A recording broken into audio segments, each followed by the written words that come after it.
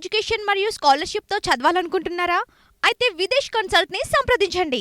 Hi hello నమస్తే welcome to ఈహా TV. నేను మీ Shanvitha.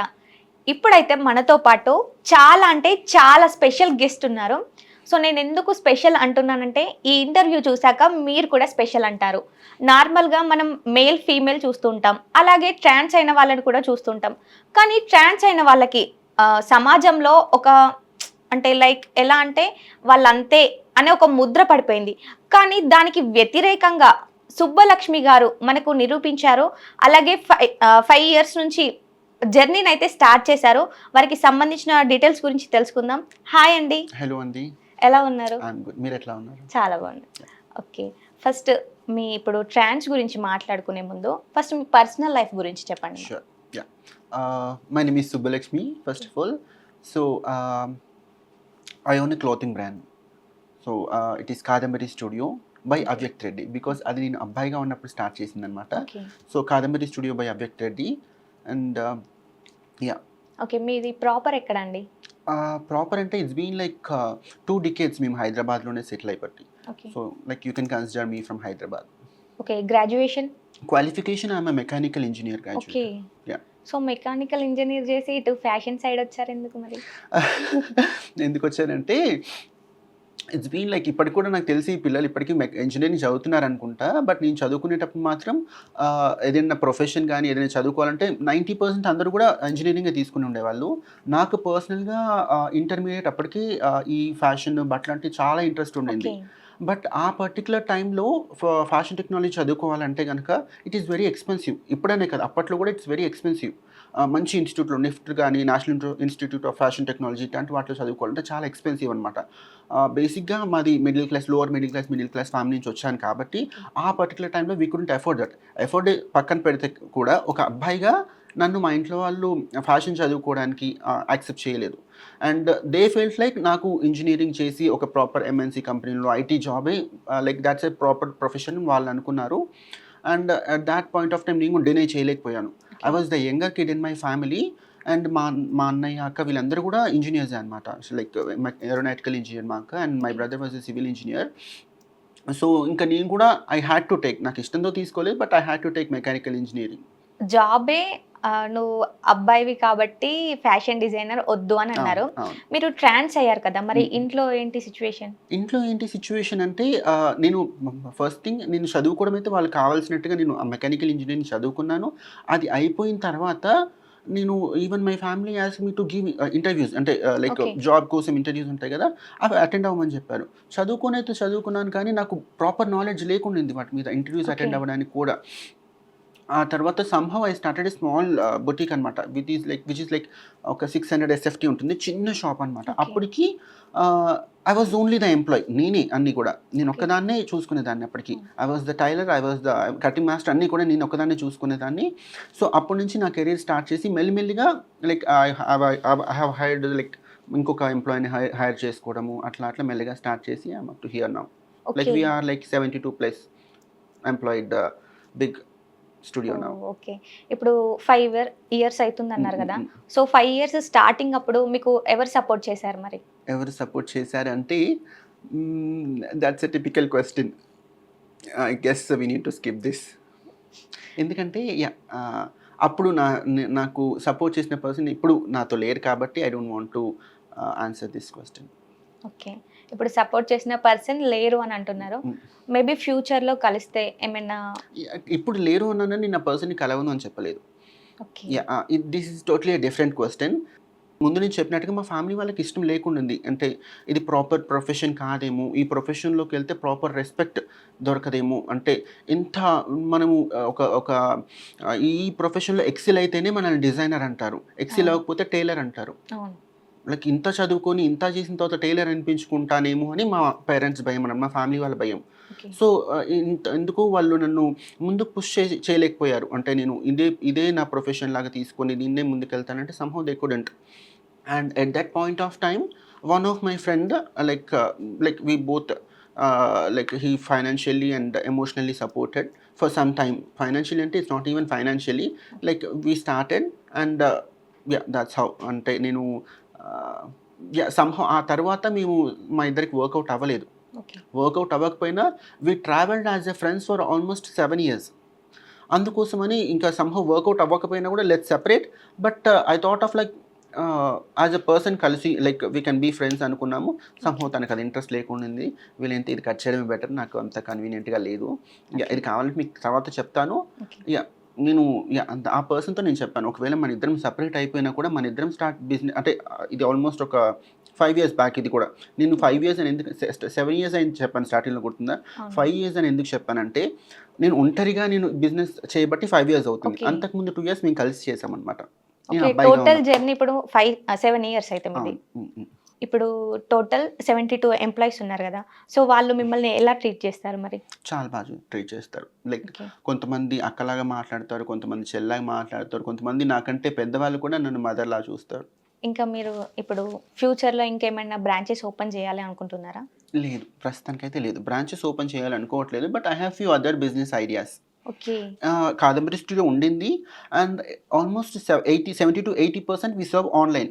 Okay. Most of our clients are from like other countries. US నుంచి ఇక్కడ నుంచి ఉంటారు కాబట్టి ఆన్‌లైన్. సో మాకెక్కడున్నా like business will be in the same way. So like ఇంకొక నాకు పర్టిక్యులర్‌గా మేబీ మిగతా వాళ్ళకి బ్రాంచెస్ వర్కౌట్ అవుతాయేమో కానీ నేను వేరే బ్రాంచెస్ లైక్ నో ప్లాన్స్ అనమాట. కాకపోతే I have few other business ideas. So I would like to implement them. Okay. ఇప్పుడు ఇది అడ్రెస్ ఎక్కడండి? We are located in Uppal అండి. ఓకే. లైక్ ఒక 2 minutes away from Uppal ring road. ఇప్పుడు అది బిజినెస్ మొత్తం మీరే చూసుకుంటారా? నేనే చూసుకునేదాన్ని. అయితే I have my family support. నేను ఆల్మోస్ట్ ఒక 70 మంది ఎంప్లాయీస్ నేను ఒక్కదాన్ని ఎలా మేనేజ్ చేయగలుగుతాను? అవును. సో లాక్‌డౌన్ టైంలో ఏంటంటే my brother is a civil engineer. He was working by then. అప్పుడు మై సిస్టర్ సజెస్టెడ్‌కి ఇంతమందిని చూసుకోవడం తనకు కష్టమవుతుంది అని చెప్తే లైక్ మై బ్రదర్ మా అన్నయ్య కూడా చూసుకుంటాడు ఇప్పుడు. Like since okay. లాస్ట్ ఒక 3-4 years నుంచి ఆయన కూడా చూసుకుంటారు. లైక్ బిజినెస్‌కి సంబంధించిన ఆర్డర్ ప్రాసెసింగ్ అదంతా కూడా తను టేక్ కేర్ చేస్తారు. ఓకే.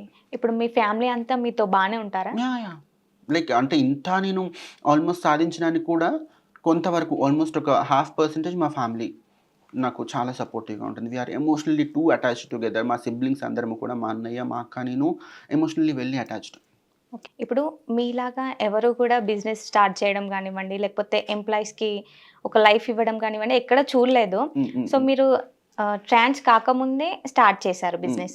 సో, ట్రాన్స్ అయిన తర్వాత మళ్ళీ ఏమైనా స్ట్రగుల్స్ ఫేస్ చేయడం గాని ఏదైనా జరిగిందా? లేదు. యాక్చువల్లీ ఇదే చెప్తున్నాను. ఇది నాకనే కాదు అందరికీ వర్కౌట్ అవుతుందండి.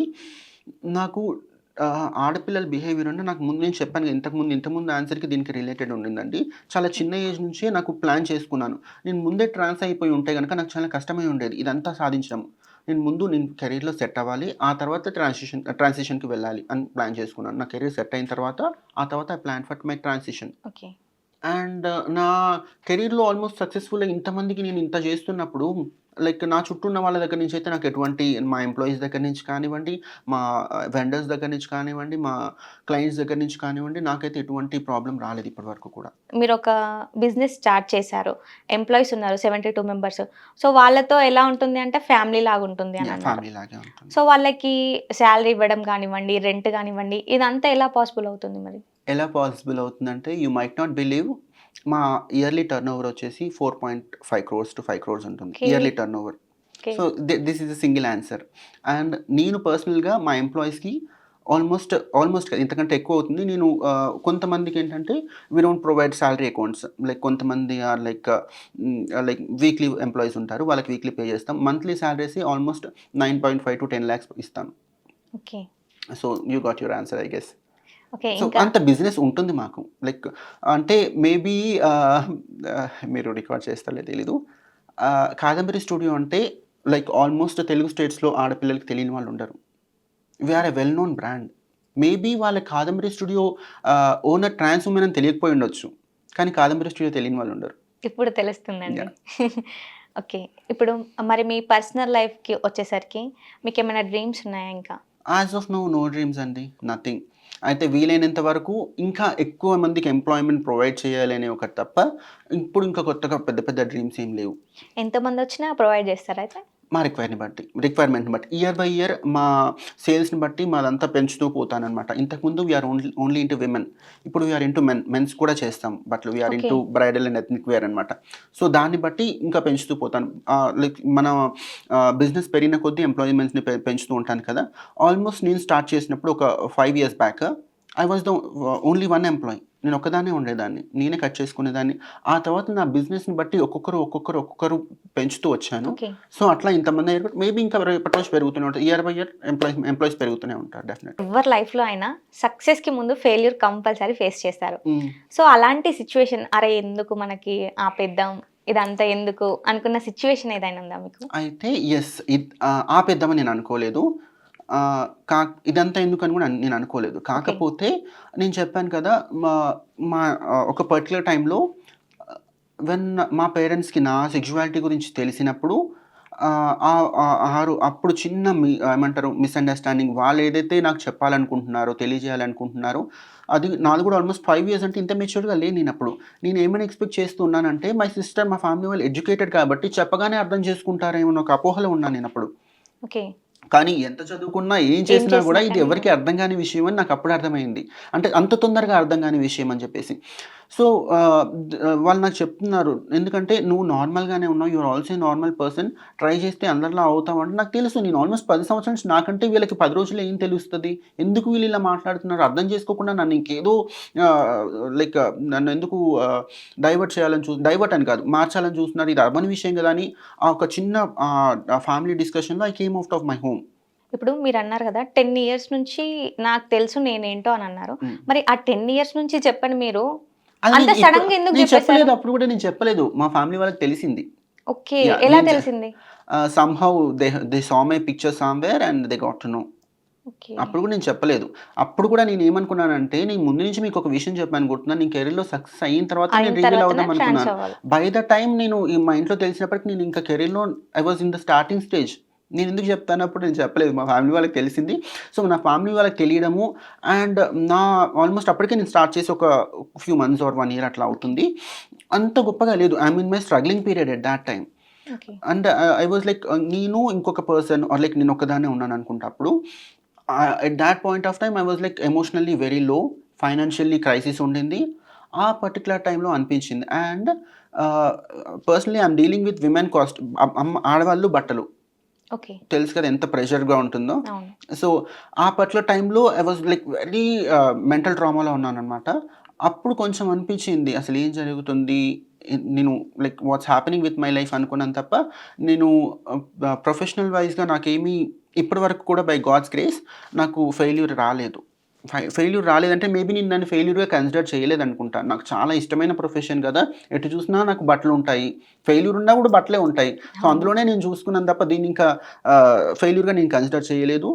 అండ్ మేబీ ఫెయిల్యూర్ నుంచి సక్సెస్ అవ్వడానికి కూడా నాకు ఎక్కువ టైం పట్టలేదు. With too much of dedication and hard work అండి నాది ఎప్పుడు ఆ పర్టికులర్ టైంలో. ఇప్పుడు like everything is settle and everything is luxurious, but ఆ పర్టికులర్ టైంలో I use to work like, ఇప్పుడు అదంతా నేను చెప్పాను కదా, నా హార్డ్ టైమ్స్ అన్నీ అందుకే నేను చెప్పలేకపోతున్నాను. నా హార్డ్ టైమ్స్ అన్నీ నేను తొందరగా మర్చిపోతాను. ఆ పర్టికులర్ టైంలో 24 hours పడుకునేది ఓన్లీ 6 hours మాత్రమే ఉండదు, మిగతా అంతా కూడా వర్కే. నేను ఒక్కదాన్ని ఎంప్లాయీని కదా, నేనే క్లయింట్ ఆర్డర్ తీసుకొని నేనే షాపింగ్ అంతా చేసుకొని వచ్చేసి, షాపింగ్ అంటే ఇప్పుడున్నంత ఈజీగా ఏ డ్రైవర్ని పిలిచి కార్లో వెళ్ళడము లేకపోతే క్యాబ్ బుక్ చేసుకుని క్యాబ్లో వెళ్ళడము కాదు. Back then I use to stay in LB Nagar, Kamineni hospital ఉంది కదా, ఎల్బీ నగర్లో ఉండేదాన్ని. సో అక్కడ నుంచి I have to take an auto and like multiple RTC buses and I have to shop in multiple shops. మళ్ళీ అవన్నీ బ్యాగ్లో మోస్తూ మళ్ళీ ఇక్కడ వరకు వచ్చి ఇదంతా పెట్టేసి కాసేపు రెస్ట్ తీసుకొని మళ్ళీ హ్యావ్ టు స్టార్ట్ స్టిచ్చింగ్, అదంతా ఉండేది. సో ఇదంతా చెప్పడానికి ఈజీగా ఉండేది కానీ చాలా ఫిజికల్ అండ్ మెంటల్ ప్రెషర్ ఉండేది. సో ఒక 1 year పాటు it was like to hell, like అంత హార్డ్ వర్క్ అనమాట. అండ్ దెన్ హార్డ్ వర్క్ తర్వాత ఎవరికైనా irrespective to gender hard work చేసి, if you have really good talent, hard work చేసి consistency ఉంటే కనుక డెఫినెట్గా సక్సెస్ అవుతారు. మేబీ ఫెయిల్యూర్గా నేను కన్సిడర్ చేయను. హార్డ్ వర్క్ చాలా too much of hard work అయితే ఉండింది, ఫెయిల్యూర్ అయితే లేదు. ఇప్పుడు షాప్లో ఎంప్లాయీస్ ఉన్నారు కదా, అంటే మేల్ ఫీమేల్ అయినా లేకపోతే ట్రాన్స్ వాళ్ళు కూడా ఉన్నారు? ట్రాన్స్ కూడా ఉన్నారు, లైక్ ఒక couple of trans women were there. Present మనం చూసినట్టయితే మేల్ కానివ్వండి, ఫీమేల్ కానివ్వండి, సొసైటీలో ఉండాలి, ఏదైనా బిజినెస్ చేయాలి అంటే చాలా స్ట్రగుల్స్ ఉంటాయి. సో మీరు చాలా సక్సెస్ అయ్యారని చెప్పొచ్చు. ఉమ్, ఉమ్. అండ్ గవర్నమెంట్ పరంగా చూసుకుంటే గవర్నమెంట్ జాబ్స్ కానివ్వండి, లేకపోతే ఏదైనా హెల్ప్ కానివ్వండి, అలా మీకు ఏదైనా ఉందా గవర్నమెంట్ నుంచి? ఏదైనా కావాలి అని అనుకుంటున్నారా? కావాలి అనుకుంటున్నారా? డెఫినెట్గా కావాలి అనుకుంటాము. ఎందుకంటే ఎలా అయితే ఒక హ్యాండిక్యాప్ పీపుల్‌కో, వాళ్ళకో, వీళ్ళకో ఎటువంటి రిజర్వేషన్ ఉందో, అటువంటిది మేమేమి ఎక్స్‌పెక్ట్ చేయట్లేదు. రిజర్వేషన్ అంటే లైక్ వెనకబడ్డ వాళ్ళకి ఎట్లాగో రిజర్వేషన్ ఉండింది కదా! లైక్ ఆల్మోస్ట్ జనాలు కూడా వెనకబడ్డ వాళ్ళుగానే మమ్మల్ని కన్సిడర్ చేస్తారు. అవునా? అవును. ట్రాన్స్ ఉమెన్ అంటే జాబులు ఏమంటారు, ఎడ్యుకేషన్ క్వాలిఫికేషన్ సరిగ్గా ఉండదు. లేదంటే ఎంప్లాయ్‌మెంట్ సరిగ్గా ఉండదు. ఎంపవర్‌మెంట్ సరిగ్గా ఉండదు. ఇవన్నీ ఆలోచిస్తారు కదా! సో, ఇవన్నీ అవ్వకుండా ఉండాలి. ట్రాన్స్ ఉమెన్ సొసైటీని ఇబ్బంది పెట్టకుండా ఉండాలి అంటే ఆ బాధ్యత డెఫినెట్‌గా గవర్నమెంట్ మీద ఉండింది. అండ్ సొసైటీ మీద కూడా ఉండింది. Thoughts a different thing. మనం గవర్నమెంట్ గురించి మాట్లాడుతున్నాం కాబట్టి మీరు రాదర్ నన్నడిగితే ఏవో పెన్షన్‌లు లేకపోతే ఏవో ఇవ్వడం కంటే కూడా మీరు రిజర్వేషన్ ఇవ్వండి. కొంతలో కొంత రిజర్వేషన్ ఇవ్వండి. సో, దానివల్ల అట్‌లీస్ట్ అప్పుడైనా జాబ్ చేయాలి అన్న ఇది ఉంటుంది. అండ్ ఇది పక్కన పెడితే ఇది నేను ఇచ్చే సజెషన్ మాత్రమే. ప్రాక్టికాలిటీకి వచ్చేసరికి గవర్నమెంట్ చేయాల్సిన చాలా పనులే గవర్నమెంట్ చేయట్లేదండి. ఇక ట్రాన్స్‌జెండర్స్‌కి ఏం చేస్తది? అవునా? అండ్ ట్రాన్స్ ఉమెన్‌కి నేనేం చెప్తానంటే మరి శ్రీశ్రీ గారు ఒక మాట చెప్పారు. ఎవరో వస్తారు, ఏదో చేస్తారని మోసపోవద్దు. ఇంకా మీరు సొసైటీ నుంచి కానివ్వండి, లేకపోతే సొసైటీకి ఏమైనా చెప్పాలి అనుకుంటే ఏం చెప్తారు? సొసైటీ తర్వాత చెప్తానండి. ఫస్ట్ నేను మీడియా వాళ్ళకి ఒక విషయం ఓకే. చెప్పాలనుకుంటున్నాను. యాహ్! షూర్. సో, మీరు ఒక ఏమంటారు, ఒక ట్రాన్స్ ఉమెన్ కానీ, కమ్యూనిటీకి సంబంధించిన ఎవరినైనా ఇంటర్వ్యూ చేస్తున్నప్పుడు ఒక ప్రాపర్ పర్సన్‌ని, అంటే మిమ్మల్ని పర్సనల్‌గా మీకు ఎవరికీ చెప్పలేను. మీడియా అందరికీ కలిపి చెప్తున్నాను. ఓకే. నేను ఎవరైనా ట్రాన్స్ ఉమెన్ ఇంటర్వ్యూని చూసినప్పుడు 10 ఇంటర్వ్యూలు వస్తే అందులో ఒకటి ఆర్ 2 మాత్రమే ఒక క్యాలిబర్ ఉన్న పర్సన్‌తో ఇంటర్వ్యూ చేసి, ఒక జెన్యూన్ ఇన్ఫర్మేషన్ ఉన్న పర్సన్‌తో ఇంటర్వ్యూ చేసిన వాళ్ళు ఉన్నారు తప్ప, మిగతా వాళ్ళందరూ కూడా చాలా నాన్‌సెన్స్ క్వెషన్స్ అడుగుతున్నారు. మీకు పీరియడ్స్ వస్తాయా? మీకు అబ్బాయిల మీద ఫీలింగ్స్ కలుగుతాయా? ఫీలింగ్స్ వచ్చినప్పుడు మీరేం చేస్తారు? ఎవరికి ఉపయోగపడతాయండి ఇట్లాంటి క్వెషన్స్? ఇటువంటి ఆన్సర్స్ ఎవరికి ఉపయోగపడతాయి? సరే, క్వెషన్స్ విషయం పక్కన పెడితే, మీరు ఒక పర్సన్‌ని తీసుకొచ్చినప్పుడు, మీడియా వాళ్ళు ఒక పర్సన్‌ని తీసుకొచ్చి ఇంటర్వ్యూలో కూర్చోబెట్టినప్పుడు, మీరు ఎటువంటి క్వెషన్స్ అడుగుతున్నారు, వాళ్ళు ఎటువంటి మీరు అడిగిన క్వెషన్స్ తగ్గట్టుగానే వాళ్ళు ఆన్సర్లు చెప్తారు. సో, ఈ కన్వర్జేషన్ అంతా మీరు డైరెక్ట్‌గా సొసైటీ మీదకి లేదంటే జనాల మీదకి వదులుతున్నారు కాబట్టి, మీరు ఒక ప్రాపర్ ప్రాపర్ ఇన్ఫర్మేషన్ ఇవ్వగలిగిన ఒక ట్రాన్స్ ఉమెన్‌ని తీసుకొచ్చి కూర్చోబెట్టి ఆ conversation, it's a healthy conversation ఇస్తే ట్రాన్స్ ఉమెన్ అంటే ఏంటి అనేది మీకు తెలుస్తుంది. అలా కాకుండా మైండ్ మెచ్యూరిటీ కూడా సరిగ్గా లేని ఒక పిల్లల్ని తీసుకొచ్చి 18 ఏళ్ళు, 19 ఏళ్ళ పిల్లల్ని తీసుకొచ్చి ఇన్‌స్టాగ్రామ్‌లో గెంతులు పిచ్చిగా వాళ్ళకి నిజంగా చెప్పాలంటే ఎవరైనా ఒక కొంచెం తెలివి ఉన్న వాళ్ళ దగ్గర తీసుకెళ్ళి ఈ పిల్లాడికి బ్రెయిన్ సరిగ్గా పనిచేస్తున్నట్టు చెప్తారు. ఈ అబ్బాయి మెంటల్‌గా సరిగ్గా లేడు అని. మీరు ఇలాంటి వాళ్ళని తీసుకొచ్చి ఇంటర్వ్యూ చేస్తే చాలామంది ఏమనుకుంటారంటే ట్రాన్స్ వాళ్ళకి, కమ్యూనిటీ వాళ్ళకి mentally they are not stable అనుకుంటారు. అలా కాదండి. నేను పర్సనల్‌గా నా ఫీలింగ్ ఏంటంటే ఆడవాళ్ళు, మగ పిల్లల కంటే కూడా చాలా ట్రాన్స్ అనేది కమ్యూనిటీ ఎల్‌జిబిటీకి మొత్తం చెప్తా. ఓకే. వాళ్ళందరూ ఒక బిట్ ఎక్కువ మెచ్యూర్డ్‌గా ఉంటారు. కాకపోతే ఇటువంటి ఒక అపోహ, ప్రీ కన్సీవ్డ్ నోషన్ ఎందుకొచ్చిందంటే ప్రాపర్ జనాలని మీరు చూపించట్లేదు. మీడియా ప్రాపర్‌గా చూపించట్లేదు అని. నాకు తెలిసి ప్రాపర్ కంటెంట్ ఉన్న వాళ్ళు ఎంతోమంది ఉన్నారు. వాళ్ళు మాత్రం ప్రాపర్ రెస్పెక్ట్‌ఫుల్ జాబ్స్ చేసుకుంటున్న వాళ్ళు, ఎంఎన్‌సీలు కంపెనీలో జాబ్స్ చేసుకుంటున్న వాళ్ళు, డాక్టర్స్. నా కూతురు ఒక అమ్మాయి ఉంది. ఓకే. యాహ్! లైక్ నా కూతురు అంటే కమ్యూనిటీ డాక్టర్. ఆ అమ్మాయి టాలెంట్ చూస్తే ఒక్కొక్క రోజు ఒక్కొక్క స్టోరీ చెప్తుందండి. అసలు ఇంత ఔట్ ఆఫ్ మన వరల్డ్‌లో కూడా ఉండవు అలాంటి స్టోరీలు. షీ ఈజ్ ఇంటూ డైరెక్షన్ అనమాట. She is hardly struggling. So, maybe తను సక్సెస్ ఇప్పటికింకా తను ఆ ప్రాసెస్‌లో ఉంది కాబట్టి ఎవరికీ తెలీదు. సమ్‌డే మీ అందరికీ తెలుస్తుంది. ఇంత క్యాలిబర్ వాళ్ళు ఉండగా అసలు ఏం మాట్లాడుతున్నారు? ఎటువంటి వాళ్ళని తీసుకొచ్చి కూర్చోబెడుతున్నారు? ఎటువంటి క్వెషన్‌లు అడుగుతున్నారు? ఏదైనా క్వెషన్ అడిగితే నలుగురికి ఉపయోగం, అట్‌లీస్ట్ మా కమ్యూనిటీ గురించి ఏదైనా అడిగితే ప్రాపర్‌గా మా జనాలకి అవగాహనైనా ఉండే ఇట్లాంటి క్వెషన్‌లు అడగాలి. అవగాహన క్రియేట్ చేసే వాళ్ళలాంటి వాళ్ళని తీసుకొచ్చి కూర్చోబెట్టాలి తప్ప మెంటల్ స్టెబిలిటీ కూడా లేని వాళ్ళని తీసుకొచ్చి కూర్చోబెట్టి మేబీ వ్యూస్ కోసమో, లైక్స్ కోసమో జనాలకైతే ఇటువంటి ఇంప్రెషన్ క్రియేట్ చేయకండి. ఇదొకటి నా విన్నపం నా దగ్గర నుంచి. మీరు ఎంత చక్కగా అంటే అంత చక్కగా చెప్పారు. అండ్ మీకు కూడా మీరు అనుకున్న గోల్స్ కానివ్వండి, అలాగే మీరు అన్నారు కదా డ్రీమ్స్‌ని మెమోరీస్‌గా చేసుకుంటానని. సో, మీ లైఫ్‌లో కూడా అన్నీ జరిగిపోవాలి, అన్నీ మెమోరీస్‌గా ఉండాలి. అండ్ మీరు చాలా మందికి కూడా ఇన్స్పిరేషన్ కావాలి. థ్యాంక్ యూ సో మచ్ అండి. చూశారు కదా సుబ్బలక్ష్మి గారి ఇంటర్వ్యూ. నేను ఫస్ట్ స్టార్టింగ్ ఏం చెప్పాను, స్పెషల్ గెస్ట్ అని చెప్పాను కదా. సో, ఇప్పుడు నిజంగానే స్పెషల్ గెస్ట్ కదా. ఓకే అండి, నెక్స్ట్ వీడియోతో మీ ముందుకు వస్తాను. Tata, by by.